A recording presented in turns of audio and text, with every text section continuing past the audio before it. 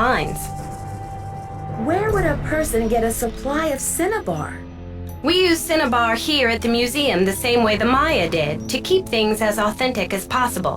Henrik orders those kinds of supplies, but we've been out of stock for quite a while. The last I heard, there was some kind of holdup with the distributor. I haven't seen Henrik since the theft. Where do you think he could be? Who knows?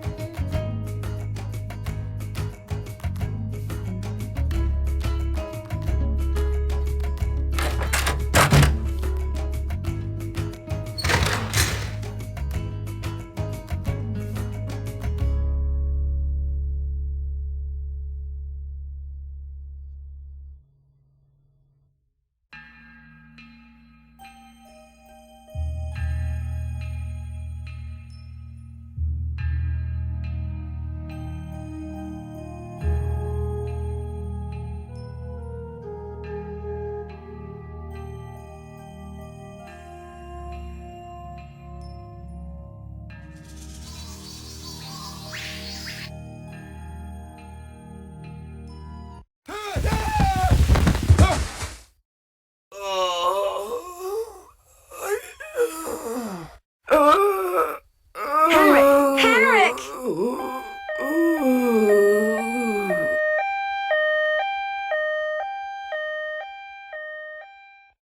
Amnesia? Wow. Henrik must have taken a real nosedive off that pyramid. Do you think he just fell, Nancy? Or was he pushed? Sounds like you need to find out about hospital visiting hours. Yeah, but you'd better get the lowdown from Joanna first. George is right. She is your supervisor, after all.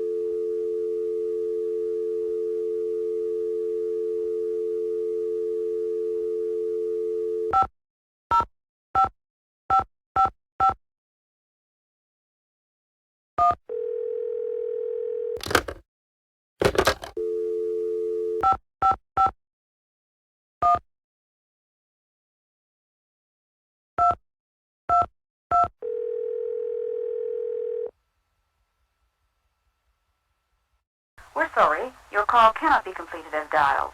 Please check the number and dial.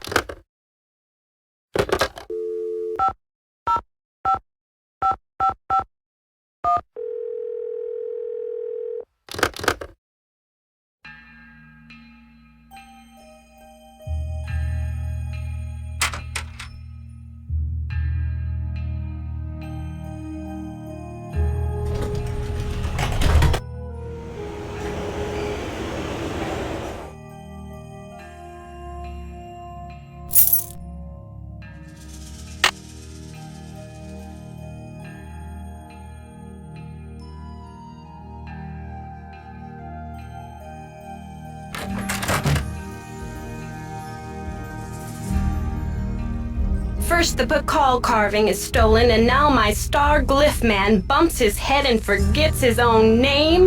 What's next, Nancy? Del Rio pulls the plug on the monolith, the board clams up on my funding, my mother posts my old prom pictures on the internet. Take it easy, Joanna. I'm sure everything is going to be okay. What I need from you right now is action, not commentary, Nancy. Will you follow up with the hospital and see if there's anything we can do to get Henrik's marbles back?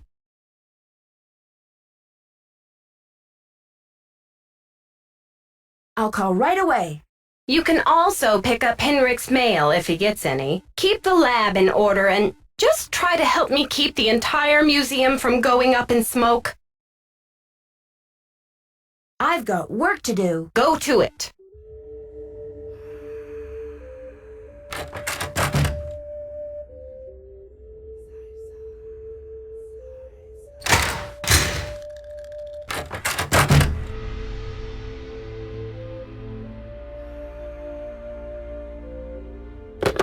You have...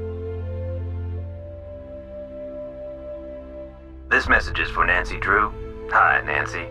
This is Nurse Bluefoot calling from Eleanor Roosevelt Memorial Hospital in regards to Henrik Vanderheun. I believe you're a colleague of his?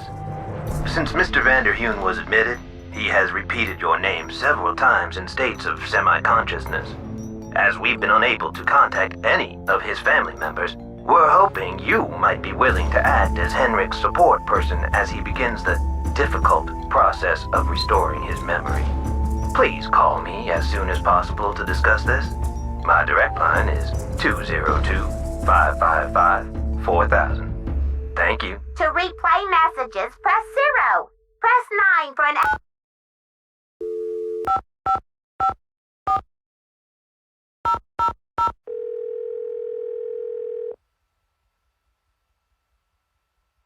This is Nurse Bluefoot.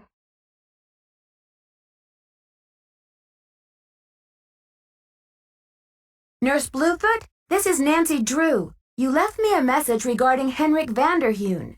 How is he? Nancy Drew? Oh, thank goodness. Oh, I'm so relieved.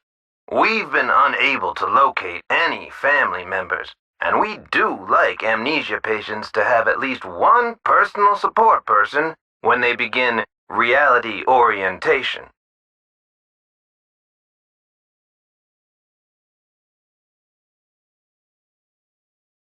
What's reality orientation? Well, reality orientation is a kind of treatment that helps a patient get reacquainted with the facts and circumstances of his or her life. Henrik has not actually lost his memory. It's just that his brain is injured in such a way that he can't access the place where the memories are stored. I see. So we need to help him find the trail of crumbs. Is that it? Exactly. First, we do repetitive memory exercises to help Henrik relearn the basic facts like his name and address, the name of his parakeet, if he has one, the date, and so on.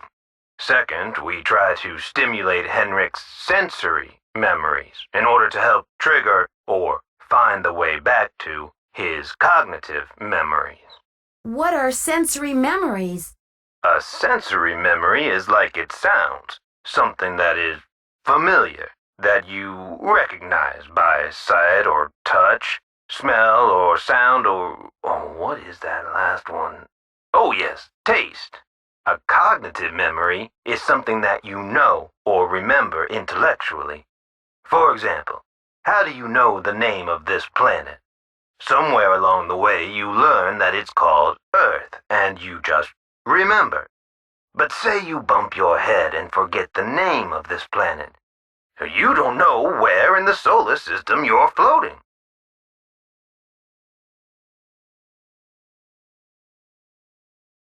That would be most unfortunate. Exactly.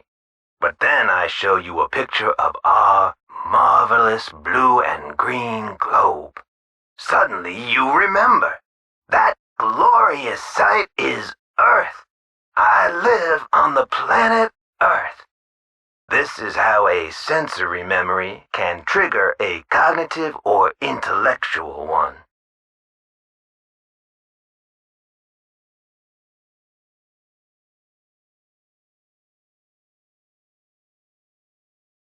I still don't understand where I come in. You can't help Henrik remember his childhood, but you can probably help him remember his work. And who knows where that will take him. All roads lead to Rome, as they say. One great tool is the Reality Orientation Board. This is a place to post information and pictures for the patient to look at over a period of time. You may want to bring in images or photos to place on the board.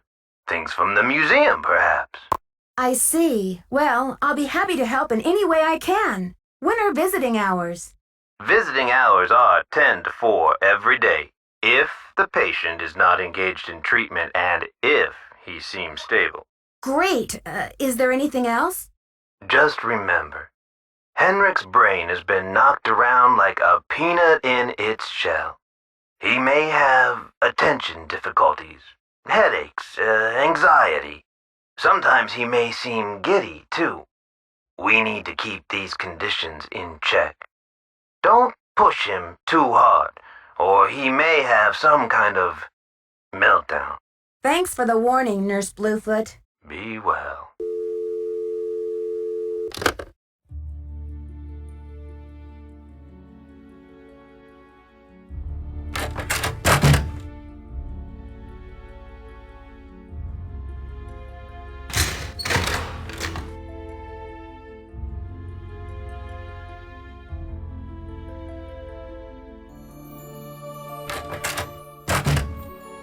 Need something?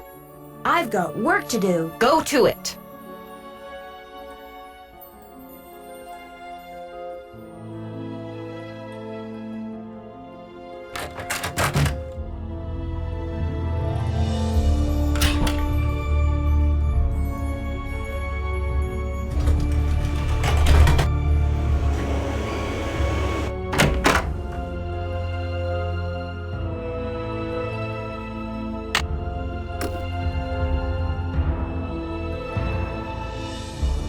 You look familiar.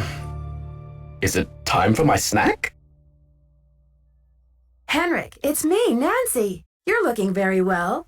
I'm here to help with your memory exercises so you can come back to Beach Hill as soon as possible. Beach Hill? Beach Hill is a museum here in Washington, D.C. Before your accident, you were working there on some important Maya glyph translations. Do you remember anything about that project? I don't even remember my own birthday. So if you're here to squeeze me for details, you're wasting your time. According to Nurse Bluefoot, you haven't lost any data. Your brain just doesn't know how to locate certain things at the moment. We need to give it some clues. How, pray tell, do you intend to do that? I'll visit, we'll talk. Sometimes I'll bring you pictures. Pictures? Well, isn't this nice? Come on, Henrik. You'll feel much better once things start coming back to you. I've got a picture with me if you'd like to give it a try. Fine, I'll do it.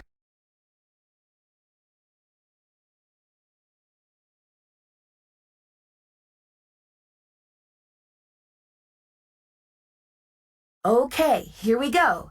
These symbols mean the magician suffers yellow death. Your translator is sloppy. I should know. I am the author of the original work. The author? What are you talking about? That first glyph is the fool, not the magician. Furthermore, any decent epigrapher knows those glyphs refer to the infamous plague of oozing hives. A fitting curse for a fool, don't you think? I rather like it.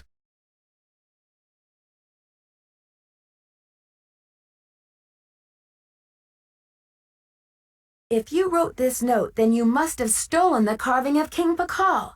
Did you? I don't remember. The Pakal carving is priceless and irreplaceable. If you stole it, this is your opportunity to come clean and return it to the museum. Who in the world is Pakal? Oh, my head. Oh, the pressure. I can't take any more today, Nancy. Okay, it's time for some memory therapy. Nancy, could you come back tomorrow?